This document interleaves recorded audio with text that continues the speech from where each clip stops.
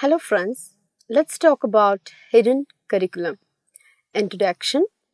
Hidden curriculum refers to the unspoken or implicit values, behaviors and norms that exist in the educational setting.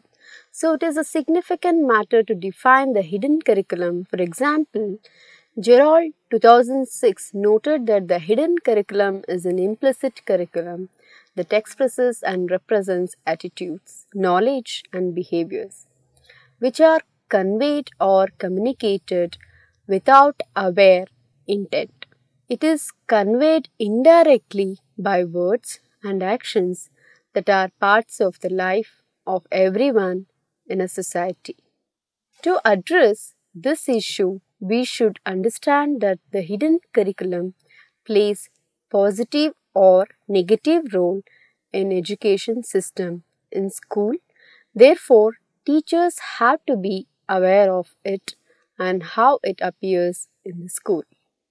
It is hard and impossible to observe what is the hidden curriculum, so it is necessary to conclude or infer the characters of the hidden curriculum. Kornbluth 1984 found that there are different elements that impact to shape the hidden curriculum, such as teachers, students, society, knowledge and awareness. The educational system of every society is not unconcerned with implicit and explicit transfer of norms and distinctive approaches to the learners. The students spend a long time in schools, which constitutes the most influential periods of their personal development. They are introduced to explicit and designed educational programs and obtain experiences which shape their culture and values. The effectiveness of these experiences is much more than direct methods and informed educational endeavors. The hidden curriculum consists of teaching items which are not officially intended and developed by school and educational system. The educational authorities use the concepts of hidden curriculum and invisible curriculum to explain teachings and attitudes influenced by these implicit factors. The sociologists, educational researchers, and psychologists usually use this concept to describe non-official system of an educational center. The hidden curriculum is not written down or officially taught by lecturers, but whole educational system teaches it in an implicit manner. Despite of the lecturer's level of skill and the progress in the curriculum, the learners are exposed to something what is not explicitly acknowledged. Every educational system endeavors to transfer different types of knowledge and skills to students through design and development of definite curricula so as to prepare them to undertake their roles and responsibilities in the real life. In educational systems, students receive highly valuable experiences, the greatest part of which is unavailable in curricula. The students actually learn more than what they are systematically taught by teachers in the schools. The importance of hidden curriculum. Whether acknowledged or neglected by educators, the hidden curriculum is present in every school. It is present in some schools more than others and in some classes more than that of others. Nonetheless, the hidden curriculum is responsible for as much as 90% of all learning taking place in school.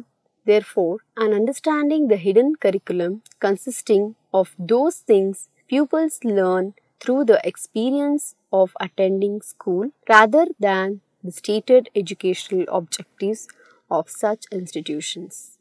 Dickerson 2007 is essential to ensure that the hidden curriculum is maximized to the student body, and one needs to understand how it functions within a school setting and among those within it.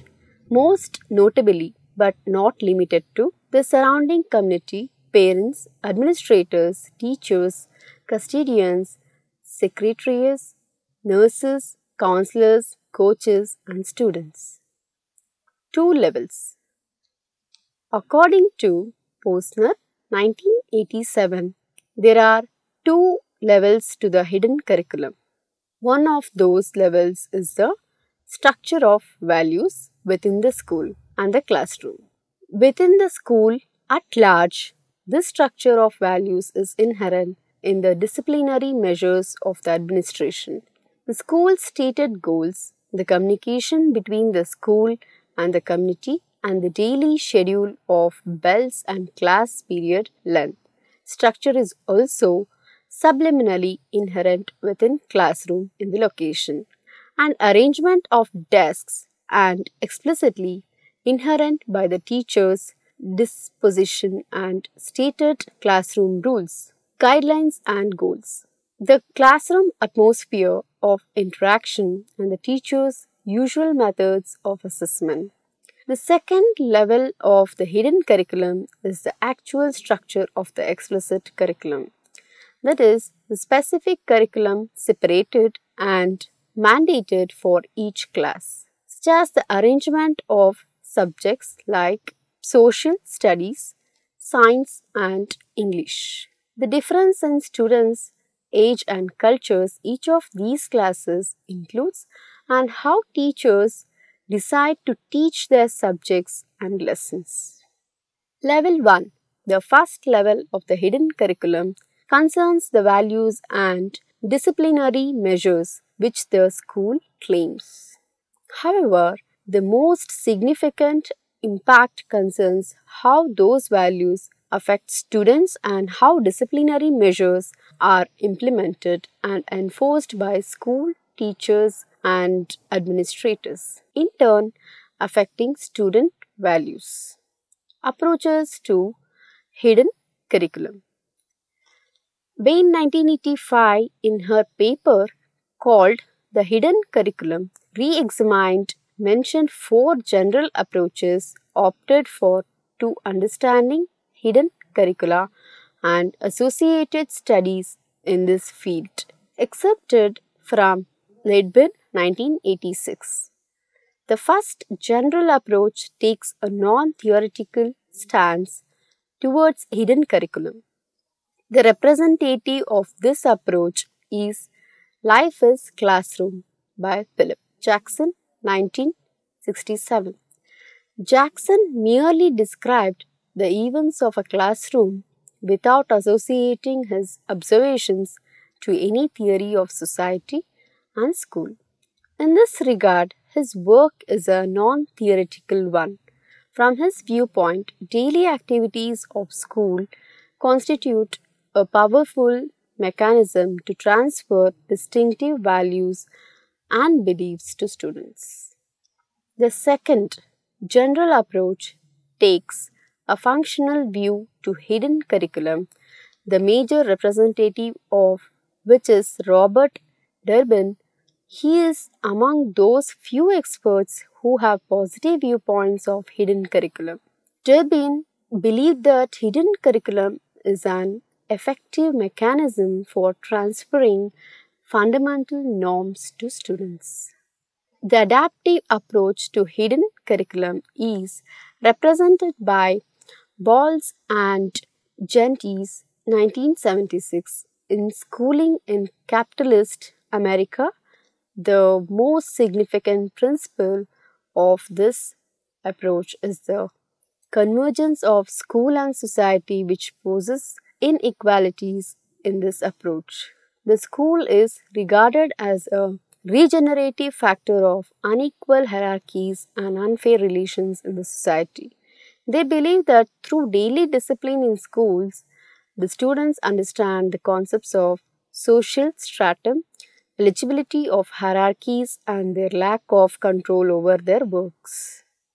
The critical approach is represented by Giro and Apple 1980s. This approach can be regarded as the most serious works on hidden curriculum based on a new Marxist approach to theory of adaptation. Therefore, the schools should not be regarded as the regenerative entities but places with high potential for social development. To understand a hidden curriculum, the researchers should study the ongoing culture of the schools and analyze the association with the society. This approach is also called theory of resistance to hidden curriculum because it adheres to the view that students resist to school teachings and this resistance might lead to recreation and development.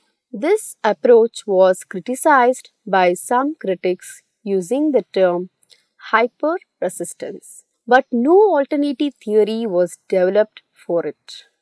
The basic idea behind this approach is viewing the hidden curriculum as a broad set of realities in an educational system, which deeply affects the formation of viewpoints and values of students.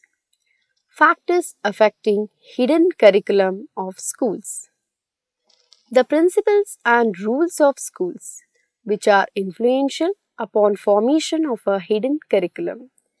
There are principles decided upon in schools for running different affairs such as grouping students, development methods, evaluation methods, that is type of test scores, etc.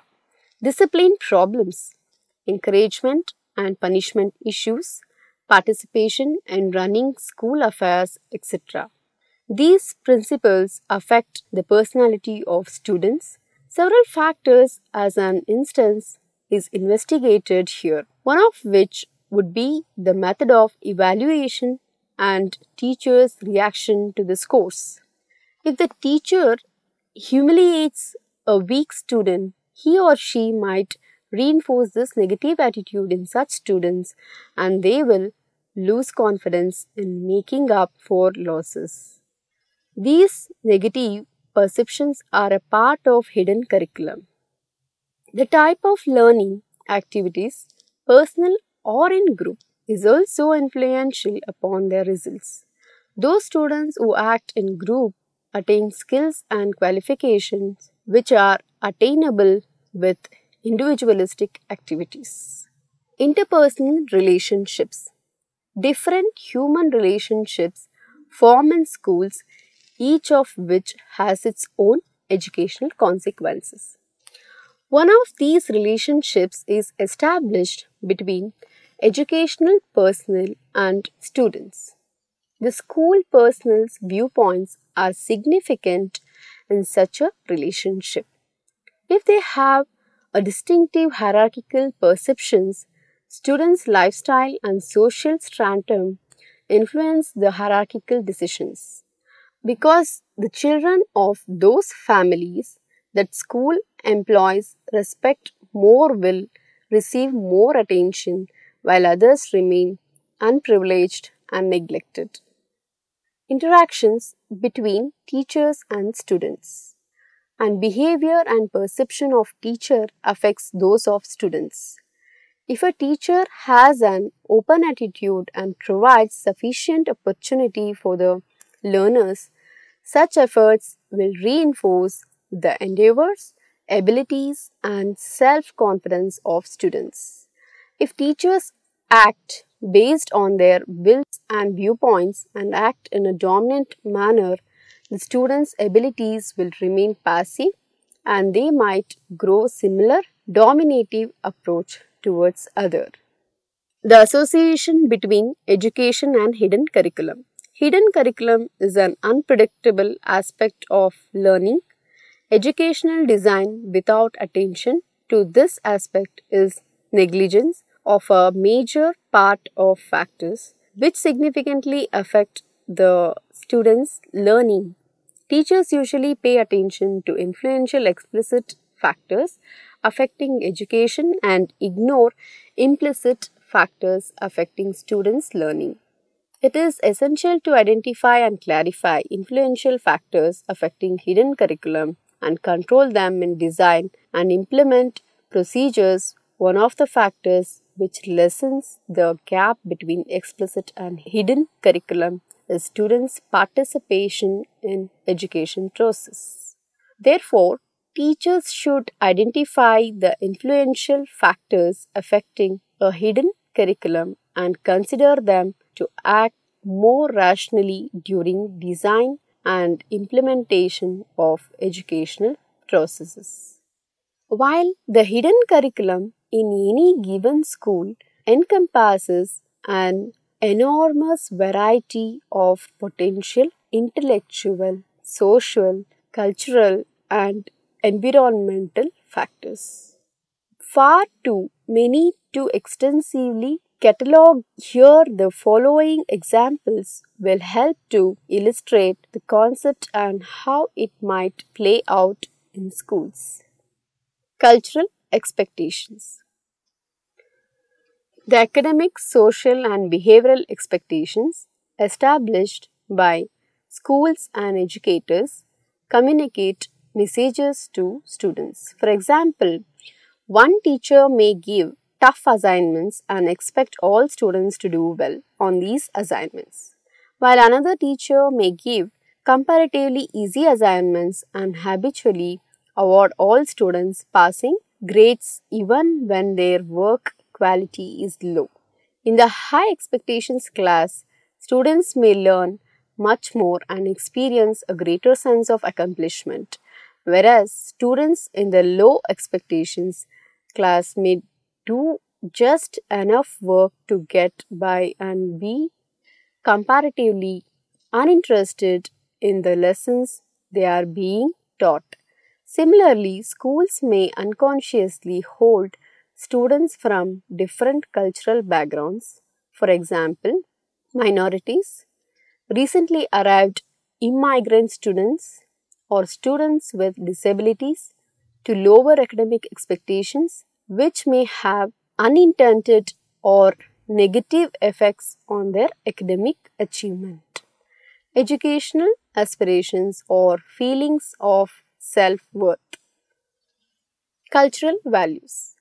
The values promoted by schools, educators, and peer groups such as cliques may also convey hidden messages. For example, some schools may expect and reward conformity while punishing non-conformity, whereas other schools might celebrate and even encourage non-conformity. In one school, students may learn that behaviors such as following the rules, acting in expected ways, and not questioning adults are rewarded, while in other schools, students learn that personal expression, taking initiative, or questioning authority are valued and rewarded behaviors. Similarly, it biased or prejudicial behaviors and statements are tolerated in a school. Students may embrace the values that are accepted or modeled either explicitly or implicitly by adults and other students. Cultural perspectives. How schools recognize, integrate, or honor diversity and multicultural perspectives may convey both intentional and unintended messages. For example, some schools may expect recently arrived immigrant students and their families to assimilate into American culture. For example, by requiring the students to speak English in school at all times or by not providing translated informational materials or other specialized assistance, other schools, however, may actively integrate or celebrate the multicultural diversity of the student body by inviting students and parents to share stories about their home country. For example, or by posting and publishing informational materials in multiple languages. In one school, non-American cultures may be entirely ignored, while in another, they may be actively celebrated, with students and their families experiencing feelings of either isolation or inclusion as a result. Curricular topics. The subjects that teachers choose for courses and lessons may convey different ideological, cultural, or ethical messages.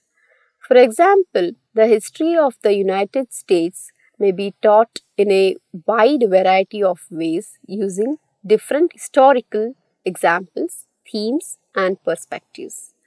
A teacher may choose to present the history of the world or the United States from the perspective of the European settlers and explorers, or she may choose to present it from the perspective of displaced Native American or colonized African and Asian peoples. In the first case, teaching American history from a strictly Eurocentric perspective would likely minimize or ignore the history and suffering of Native American, a common educational practice in past decades. Curricular topics may also often intersect with or be influenced by political, ideological, and moral differences that are broadly contentious in American society. Example, teaching evolution in science courses, multiculturalism in social studies, or sex education in health courses. Teaching strategies. The way that schools and teachers choose to educate students can convey both intentional and unintended messages. For example, if students earn good grades or extra credit for turning in homework on time, listening attentively, participating during class, raising their hands, and generally doing things they are told to do, the students may learn that compliance is important and that certain behaviors will be academically rewarded and allowed to compensate for learning deficiencies. On the other hand, instructional strategies such as project-based learning and community-based learning, to name just two of many possible options, may communicate specific messages. For example, that skills such as critical thinking and problem solving, and attributes such as persistence, resourcefulness, and self-motivation are valued and important in case of project-based learning, or that being informed about and involved in local issues are valued and important in the case of community-based learning. School structures. The way that a school or academic program is organized and operated can convey messages to students. For example, if non-English speaking students are largely separated from their peers for most of the school day, or students with physical or learning disabilities are enrolled in specialized programs that are relegated to windowless classroom in the basement. These organizational decisions may have unintended effects on the students' sense of cultural belonging, self-worth, or academic potential. In addition, the structure of a school program can also mirror or reinforce cultural biases or prejudice.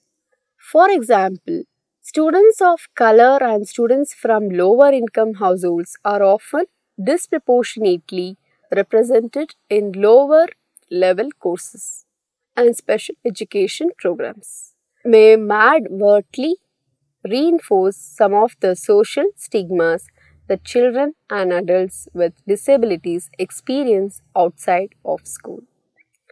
Institutional rules. The formal rules in a school may communicate a wide variety of intentional and unintentional messages to students.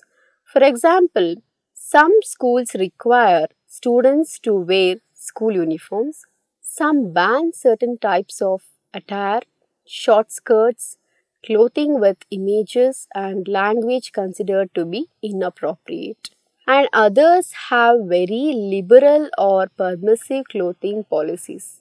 While the intent of formal school rules and policies is to tell students how they are expected to behave, the degree to which they are enforced or unenforced, or the ways in which they are enforced, may communicate messages that undermine or contradict their statement. In this case, stricter dress code policies may communicate that students will be judged on appearances both inside and outside of school, while looser policies might communicate that they will be judged on other qualities.